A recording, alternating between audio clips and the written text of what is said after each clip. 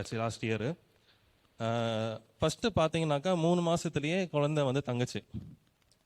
அதுக்கப்புறம் ஒரு வாரம் கழிச்சு தான் நாங்கள் வந்து டாக்டர் கிட்ட போகலான்னு சொல்லிட்டு வெயிட் பண்ணிட்டு இருந்தோம். லாஸ்ட்டாக பார்த்தீங்கன்னாக்கா அது நாங்கள் போகிற ஹாஸ்பிட்டலில் வந்து டாக்டர்ஸ் வந்து இல்லை, லீவுன்னு சொல்லியிருந்தாங்க. மண்டே தான் வருவாங்கன்னு சொல்லியிருந்தாங்க. சரி, சண்டே வந்து நாங்கள் வெயிட் பண்ணிகிட்டே இருந்தோம். ஆனால் இவங்க வந்து அந்த டெஸ்ட்டு கிட்டில் பார்த்துட்டாங்க, டெஸ்ட்டு வந்து பாசிட்டிவ்னு சொல்லி வந்துருச்சு. அந்த ஒரு சந்தோஷத்தில் அந்த 1 வீக் வந்து இருந்தோம். லாஸ்ட் அந்த மண்டே போகிறோம் இல்லையா, சண்டே பார்த்தீங்கன்னாக்கா மார்னிங்கே அவங்களுக்கு வந்து ஹெவி பெயின் வந்துருச்சு.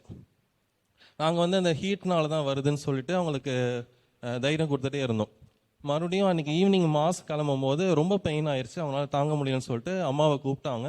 அப்புறம் பார்த்தா ரெஸ்ட் ரூம்லேயே வந்து அவங்களுக்கு அபார்ட் ஆயிடுச்சு. இது ஆக்சுவலாக எங்களுக்கு வந்து செகண்டாக அமைஞ்ச ஒரு குழந்தை தான். 3 மாதத்துலேயே அப்படி ஆச்சு. அப்புறம் டாக்டர் கிட்ட போனால் அப்புறம் பார்த்தோம், அவங்க வந்து அந்த ஃபோலிக் ஆசிட் டேப்லெட் கொடுத்து அவங்களுக்கு அந்த கரு இதை வந்து ஸ்ட்ரென்தன் பண்ணிடலாம், நீங்கள் ஸ்டார்டிங் இது தானே, நீங்கள் அடுத்த ஒரு 3 மாதத்துக்கு அப்புறம் நீங்கள் வந்து உங்களுக்கு பிளான் பண்ணிக்கோங்க அப்படின்னு சொன்னாங்க. அப்புறம் நாங்கள் அதுக்கப்புறம் என்ன ஆச்சு, நாங்கள் எப்பவுமே வருஷம் நான் சின்ன வயசுலேருந்து பெரியநாயகி மாதா சர்ச்சுக்கு போவோம். உங்களுக்கு எல்லாருக்கும் தெரியும்னு நினைக்கிறேன். கோணங்குப்பமில் இருக்குது. நிறைய ஜுவல்ஸ் போட்டுன்னு அப்படியே சாரீ கட்டிட்டு இருப்பாங்க பெரியநாயகி மாதா. உங்களுக்கு தெரிஞ்சிச்சுன்னா நீங்கள் போங்க வருஷம்.